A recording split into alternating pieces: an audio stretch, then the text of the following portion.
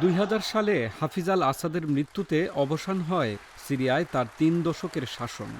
ক্ষমতায় আসেন তার ছেলে বাশার আল আসাদ। তার বয়স তখন মাত্র ৩৪ বছর। তাকে প্রেসিডেন্ট করার জন্য ৪০ বছরের বয়সসীমা শিথিল করা হয়েছিল ৬ বছর। আর ডিসেম্বর বিদ্রোহীদের তোপের মুখে দেশটির রাজধানী দামেস্কো ছেড়ে পালিয়েছেন বাশার আল আসাদ। তিনি বাবার ছোট সন্তান, পড়ছিলেন চক্ষুবিজ্ঞানে। প্রথমে দামেস্কেই, পরে উচ্চতর পড়াশোনার জন্য যান লন্ডনে। চলছিল সব ঠিকঠাক। ১৯৯৪ সালে সড়ক দুর্ঘটনায় বড় ভাই বাসিল আল আসাদ মারা গেলে বাবার নির্দেশ মেনে লন্ডন থেকে ফিরে আসেন সিরিয়ায়। শুরু করেন সামরিক বিদ্যায় পড়াশোনা। যিনি হবেন মানুষের দৃষ্টি ফেরানোর কারিগর, তার শাসক হওয়াটা হয়তো নিয়তি নির্ধারিত ছিল।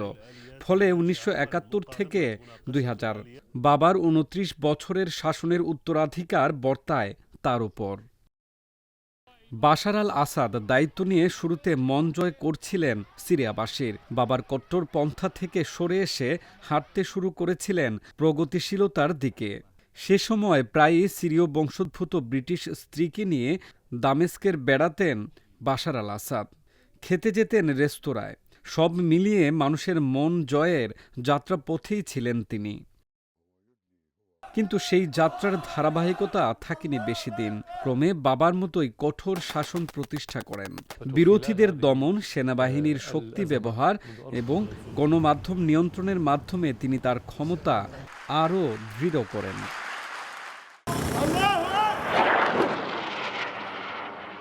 ২০১১ সালে আরব বসন্তের ঢেউ সিরিয়ায় আঘাত হানে। জনগণের গণতন্ত্র ও মুক্তির দাবিতে বিক্ষোভ শুরু হলে বাশার সেই আন্দোলন কঠোরভাবে দমন করেন। বিক্ষোভকারীদের ওপর সামরিক অভিযান, বোমা হামলা ও রাসায়নিক অস্ত্র ব্যবহারের অভিযোগ ওঠে তার বিরুদ্ধে। এই গৃহযুদ্ধ লাখো মানুষের মৃত্যু এবং কোটি মানুষের উদ্বাস্তু হওয়ার কারণ হয়। সিরিয়ার জনজীবন পরিণত হয় এক বিভীষিকায়। ২০২৪ সালে বিদ্রোহীরা সিরিয়ার রাজধানী দামেস্কো অভিমুখে অগ্রসর হতে শুরু করে। একের পর এক গুরুত্বপূর্ণ শহর দখল করতে থাকে তারা। রাশিয়া এবং ইরানের সমর্থন কমে গেলে বাশারের সেনাবাহিনী দুর্বল হয়ে পড়ে। বিদ্রোহীদের চাপে যখন দামেস্কো ঘিরে ফেলা হয়, বাশার আল আসাদ ব্যক্তিগত উড়োজাহাজ করে দেশ ছেড়ে পালান। তার সেনাবাহিনী ভেঙে পড়ে এবং সরকারি কর্মকর্তারাও পালাতে বাধ্য হন। জনপ্রিয় থেকে স্বৈরশাসক হয়ে ওঠার বাশার আল আসাদের কাহিনী ক্ষমতা, দমননীতি এবং পতনের এক করুণ অধ্যায়।